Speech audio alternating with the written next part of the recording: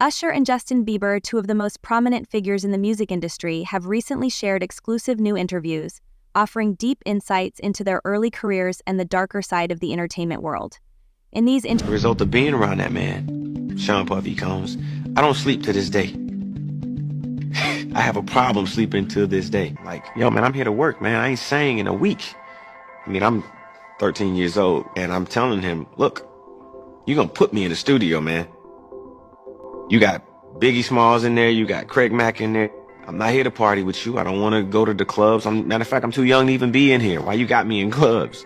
We would fight, we would tussle. What's up, man? You good? I'm good. How are you Alright, young brother, everything's good? Everything's Selling great. out arenas and everything? Starting to act different, huh?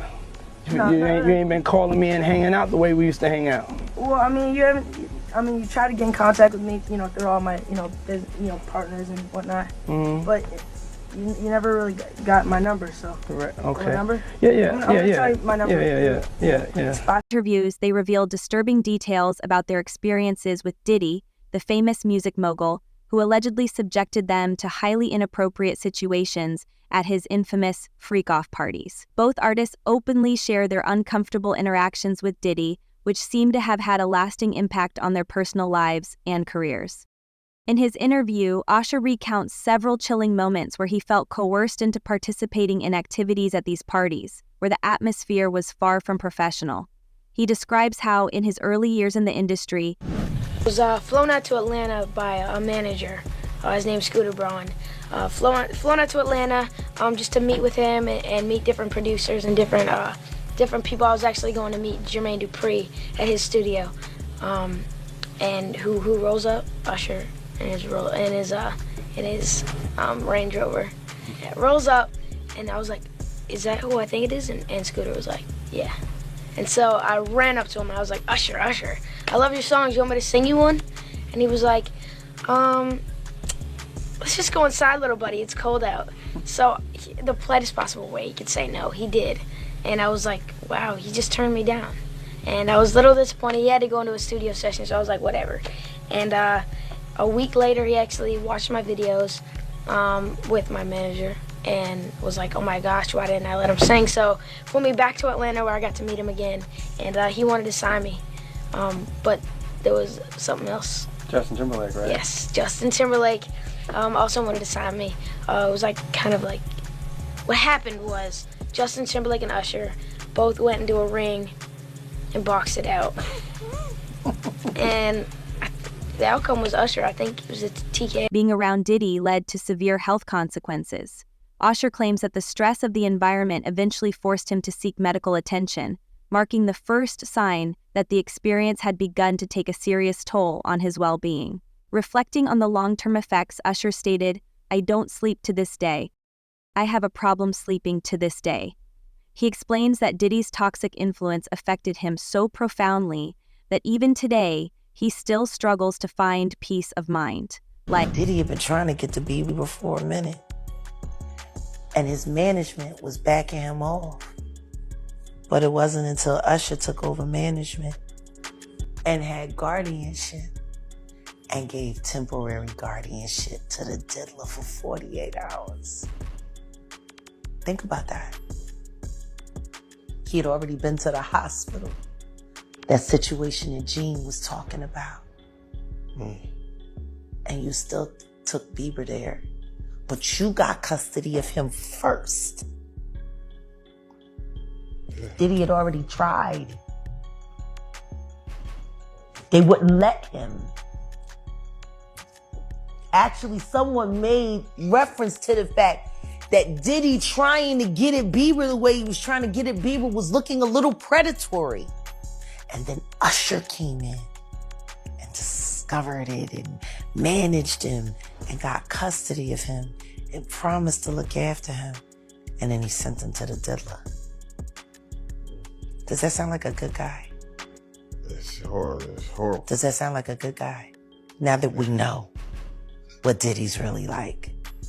They're not seeing what the intentions was in his heart when he took Justin Bieber there. Oh. Let's be honest. He took Justin Bieber there. yo man, I'm here to work. Man, I ain't saying in a week. I was 13 years old and I'm telling him, look, you're gonna put me in the studio, man. You've got Biggie Smalls in there. You've got Craig Mack in there. I'm not here to party with you. I don't want to go to the clubs. Matter of fact, I'm too young to even be in here. Why do you have me in these clubs? Usher explains, clearly frustrated by the lack of boundaries and professionalism, and added layers of grandiosity. The pressure Usher experienced during these early years. I moved to New York City, and I lived with Sean Puffy Combs for a year. That's the crazy thing. Now, that was L.A. Reid's idea, right? We're sending you over to something called Puffy Flavor Camp. There you go. To learn Flavor Camp. Yeah, Flavor that's Camp. what it was called. And you're going to go to Puff Daddy's. He's going In the 90s, do you understand what that's like? Puffy's place was like just filled with chicks and orgying like nonstop, right? No, not really. Come on. But hey, it was curious. I got a chance to see some things. Yeah, but you were 13. What were you seeing? I went there to see the lifestyle. Right. And I saw it. And it was but I don't know if I could indulge and understand what I was even looking at. It was pretty wild. So nobody tried to, some woman didn't come along. I didn't say that. Okay. I didn't say that. What I did say is that there were very curious things taking place. And I didn't necessarily understand it. Biggie Smalls was there. Biggie Smalls was there. Lil' Kim, Craig Mack.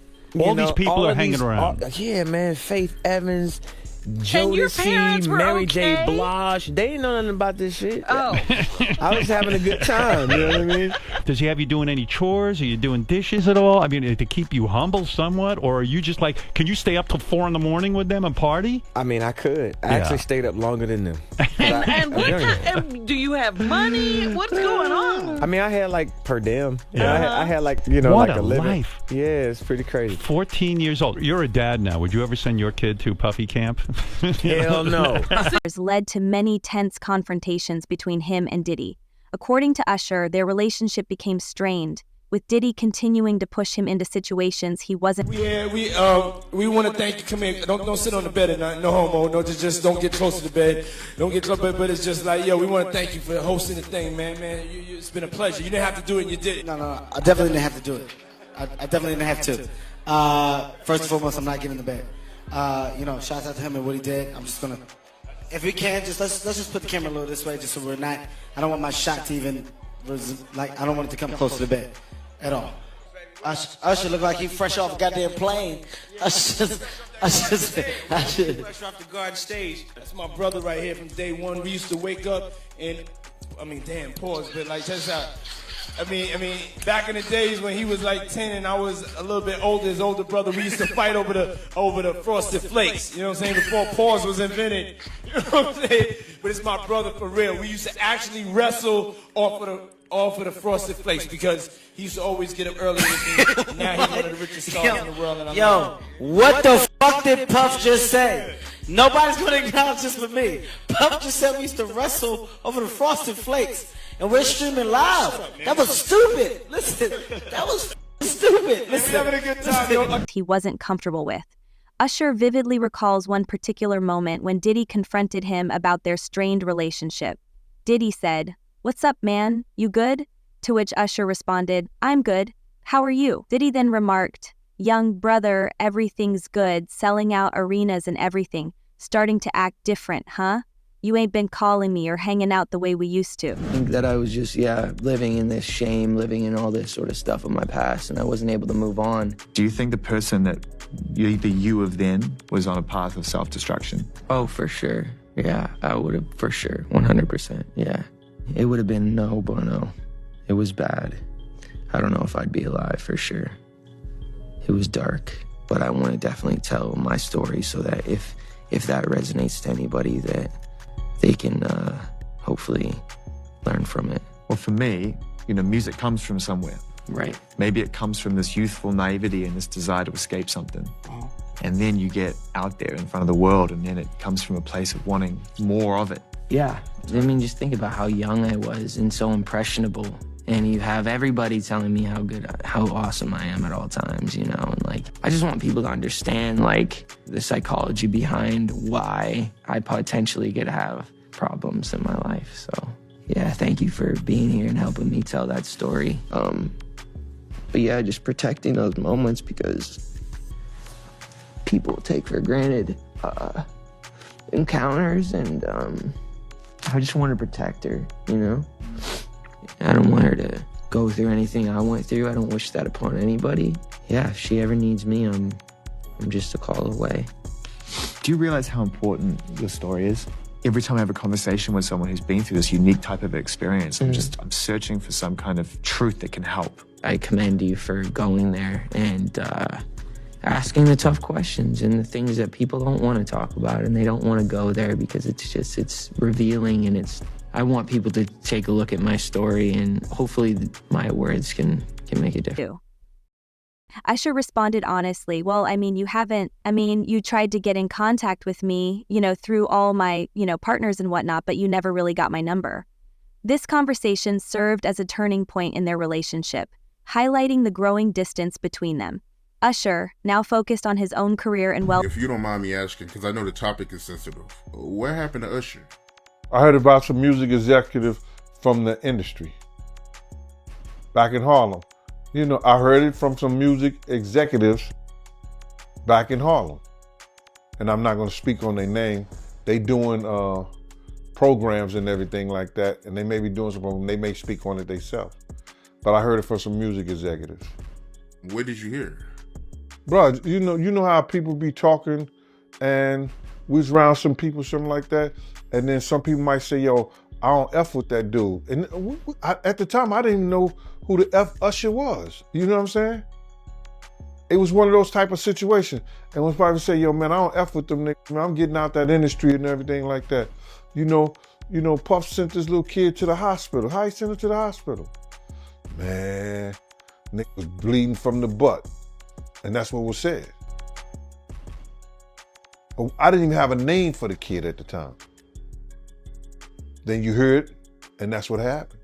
But how dare you say a man that groomed you, you gonna give him a pass? Bruh, I know. Let me reframe you on something. Remember Usher? We was at the Swiss Hotel. Puff had Kim in the room.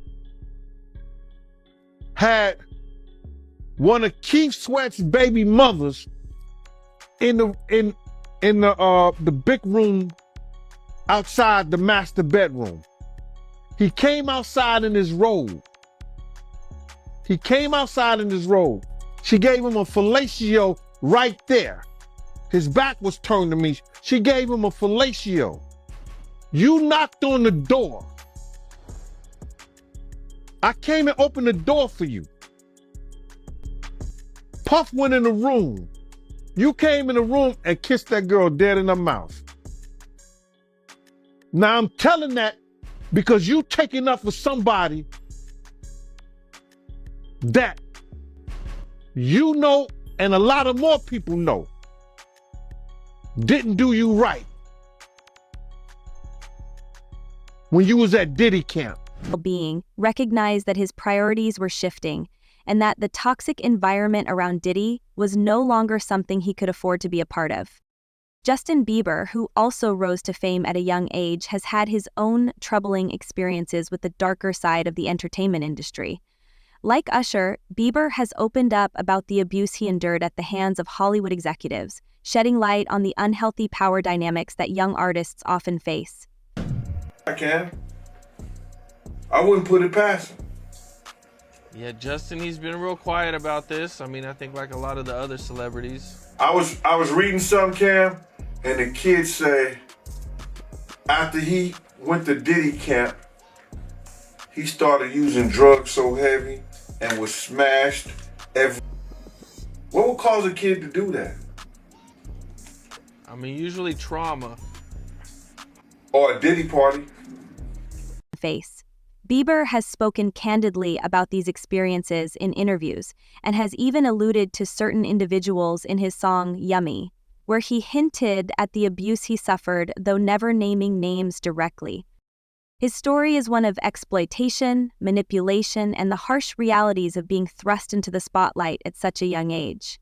Bieber was signed to Usher's label, LaFace Records, at just 13 years old, and his talent quickly gained recognition. However, the initial excitement of signing a young, talented artist soon turned into a You should always advocate for yourself and be a voice for yourself. You should never let what somebody else did run your life. Series of challenges that Bieber wasn't fully prepared for.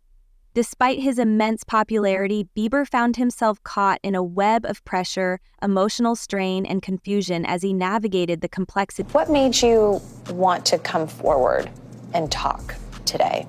Because I think that I've been quiet long enough about what I've been through, and it's been hard enough to be quiet, but it's a chapter of my life that I'd like to close. You weren't scared to be all alone? No, with having autism is like feeling like you live your life in a shatterproof juggle ball. The world's on fire. The fire is inside the ball with you, but there's no way for you to get out. Music industry. According to Justin, Usher's manager, L.A. Reid, was quick to recognize his talent and wanted to sign him as soon as possible. Bieber has stated that L.A. Reid was particularly drawn to his voice and immediately wanted to make him a star. While this may have seemed like a dream opportunity at the time, Bieber soon learned that the reality... I stumbled upon Diddy's driver, who told me that I was exactly what Diddy was looking for. What did you think when he said that to you? I thought it meant that I was just pretty.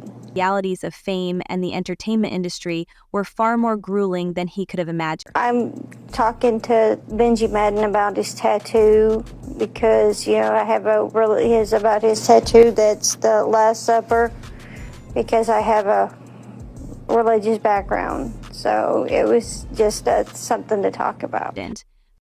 Throughout his rise to stardom, Bieber felt the weight of being constantly in the public eye and the pressure to meet the expectations of both his... JC comes in and rapes me. He at that point I was fighting, trying to get away from him, and he put his hand over my mouth and told me to stop it, cut the both his fans and his handlers. The fast-pacing, high-stakes world he was thrust into took a toll on him emotionally. We rode home in silence. He didn't ask me what happened. He didn't ask me leading to erratic behavior and a sense of being overwhelmed by it all. The abusive patterns that many young artists experience in Hollywood were not foreign to Bieber, and he was left grappling with them at a time when he was still a teenager. Interestingly, as more reports have surfaced over the years, additional details have emerged that shed light on the alleged abuse Bieber experienced. Anybody came out defending Diddy. All these celebrity friends he have, and nobody came out. They brand. It's all about the money. They saw what he did to Cassie. With the kicking, the punching. Understand that he's just a man. And he has a history. It's not looking too good for him. So you feel like celebs are worried that they might be on tape? Oh, they know. That's why they ain't speaking up or saying nothing. Yeah, I was at a Diddy party, but I know I ain't do nothing. When you don't know somebody's taping you, when you don't know that somebody is videoing you in some kind of form of fashion, you got that alcohol, you got the drugs in you, they're a little loose, bruh. They let down all their inhibitions. The music is pumping. He said it himself. He got it so hot in there that you gotta take your clothes off. He said that himself, bruh.